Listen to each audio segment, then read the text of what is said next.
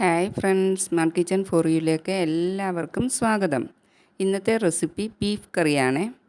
നമ്മൾ ഇതുവരെ അങ്ങനെ തയ്യാറാക്കി നോക്കിയിട്ടില്ലാത്ത രീതിയിലുള്ള ഒരു ബീഫ് കറിയാണ്. ചെറിയ ഉള്ളിയും വറ്റൽമുളകും മാത്രം ചേർത്താണ് ഈ കറി തയ്യാറാക്കിയിരിക്കുന്നത്. ഞാൻ ഹസീന നാസർ. നിങ്ങൾക്ക് എൻ്റെ വീഡിയോ ഇഷ്ടപ്പെടുകയാണെങ്കിൽ കണ്ടുകൊണ്ടിരിക്കുമ്പം തന്നെ ഒന്ന് ലൈക്ക് ചെയ്യാൻ മറക്കരുത്. അതുപോലെ ആദ്യമായി കാണുന്ന കൂട്ടുകാരുണ്ടെങ്കിൽ ഒന്ന് സബ്സ്ക്രൈബ് ചെയ്ത് സപ്പോർട്ടും കൂടി ചെയ്യണേ.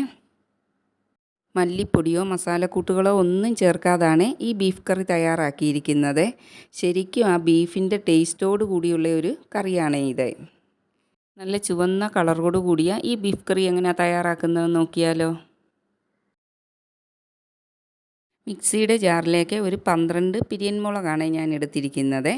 ഇത് വെയിലത്ത് വെച്ചൊന്ന് ഞാൻ ചൂടാക്കി എടുത്തതാണ്. അപ്പോൾ മിക്സിയിൽ പൊടിക്കുമ്പോൾ പെട്ടെന്ന് തന്നെ പൊടിഞ്ഞ് കിട്ടും. നിങ്ങൾക്ക് കുറച്ച് എരിവ് കൂടുതൽ ഇഷ്ടമുള്ളവരാണെങ്കിൽ പകുതി എരിവുള്ള ഉണക്കമുളകും പകുതി പിരിയൻ മുളകും കൂടി ചേർത്ത് കൊടുത്താൽ മതി. ഇനി ഇത് മിക്സിയിൽ വെച്ചൊന്ന് പൊടിച്ചെടുക്കാം. നല്ലവണ്ണം പൊടിച്ചെടുക്കരുത്. ചില്ലി ഫ്ലെക്സിനൊക്കെ നമ്മൾ പൊടിച്ചെടുക്കത്തില്ലേ, അതിലും കുറച്ചും കൂടി പൊടിഞ്ഞ് കിട്ടണം. മുളക് പൊടിച്ചത് മാറ്റി വെക്കാം. ഇനി നമുക്ക് കുറച്ച് ചെറിയ ഉള്ളിയാണ് എടുക്കേണ്ടത്. ഈ ബീഫ് കറിയിൽ ഒട്ടും തന്നെ സവോള ചേർത്ത് കൊടുക്കരുത്. ചെറിയ ഉള്ളി മാത്രം ചേർത്താണ് ഇത് തയ്യാറാക്കുന്നത്. അതുതന്നെയാണ് ഈ കറിയുടെ ടേസ്റ്റും. സവാള ചേർത്ത് വെക്കുമ്പോൾ കറിക്ക് ഒരു ചെറിയ മധുരം വരും. അത് ഈ കറിയുടെ ടേസ്റ്റ് തന്നെ മാറ്റിക്കളയും. 1/2 കിലോ ഇറച്ചിക്ക് 150 ഗ്രാമോളം ചുവന്നുള്ളി എടുത്തിട്ടുണ്ട്. അതുപോലെ ഇതിലേക്ക് അധികം വെളുത്തുള്ളിയോ ഇഞ്ചിയോ ഒന്നും ചേർത്ത് കൊടുക്കണ്ട. 3-4 കഷ്ണം വെളുത്തുള്ളിയും ഒരു ചെറിയ കഷ്ണം ഇഞ്ചി അരിഞ്ഞതും കൂടി ചേർത്ത് കൊടുക്കാം. സ്റ്റൗവിൽ ഒരു കുക്കർ വെച്ച് കൊടുത്തിട്ടുണ്ട്. അതിലേക്ക് 2 ടേബിൾ സ്പൂൺ വെളിച്ചെണ്ണ ഒഴിച്ച് കൊടുത്തിട്ടുണ്ട്. എണ്ണ ചൂടായി കഴിയുമ്പോൾ അതിലേക്ക് കുറച്ച് കറിവേപ്പില ഇട്ട് കൊടുക്കാം. പിന്നീട് എടുത്ത് വെച്ചിരിക്കുന്ന ചുവന്നുള്ളിയും ഇഞ്ചിയും വെളുത്തുള്ളിയും കൂടി ചേർത്ത് കൊടുക്കാം. ചുവന്നുള്ളിയും വെളുത്തുള്ളിയും ഒന്നും മുറിക്കാതെ അങ്ങനെ തന്നെയാണ് ഇട്ട് കൊടുത്തിരിക്കുന്നത്. ഉള്ളിയെല്ലാം ഇട്ട് കൊടുത്ത ശേഷം ഒന്ന് ഇളക്കി കൊടുക്കാം. ഉള്ളി വഴന്നൊന്നും വരണ്ട, ഒന്ന് ഇളക്കി കൊടുത്താൽ മാത്രം മതി. അതിനുശേഷം മിക്സിയിൽ പൊടിച്ച് വെച്ചിരിക്കുന്ന മുളക് ചേർത്ത് കൊടുക്കാം. കൂട്ടത്തിൽ 1/4 ടീസ്പൂൺ മഞ്ഞൾപ്പൊടിയും കൂടി ഇട്ട് കൊടുക്കാം.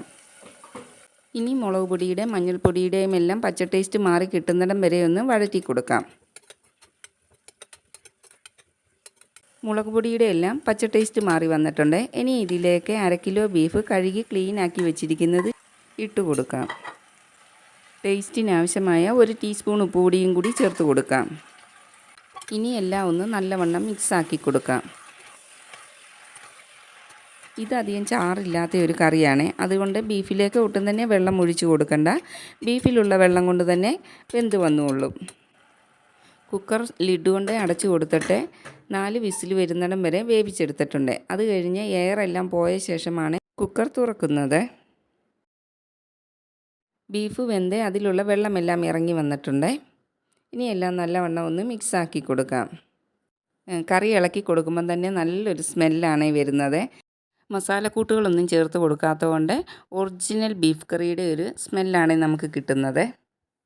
സ്റ്റൗവിലേക്ക് ഒരു കടായി വെച്ച് കൊടുക്കാം. അതിലേക്ക് കുക്കറിൽ വേവിച്ച് വെച്ചിരിക്കുന്ന ബീഫ് ഇട്ട് കൊടുക്കാം. കറിയിലെ വെള്ളം ഒന്ന് കുറച്ച് പറ്റി കിട്ടുന്നിടം വരെ ഒന്ന് ഇളക്കി കൊടുക്കാം.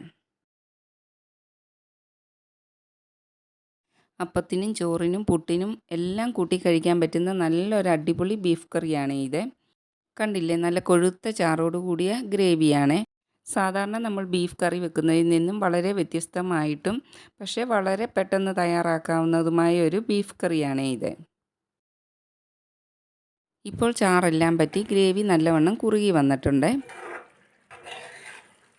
നിങ്ങൾ ഈ ബീഫ് കറി തയ്യാറാക്കി കഴിച്ചാൽ മാത്രമേ ഈ ഒരു കറിയുടെ ടേസ്റ്റ് മനസ്സിലാക്കത്തുള്ളൂ.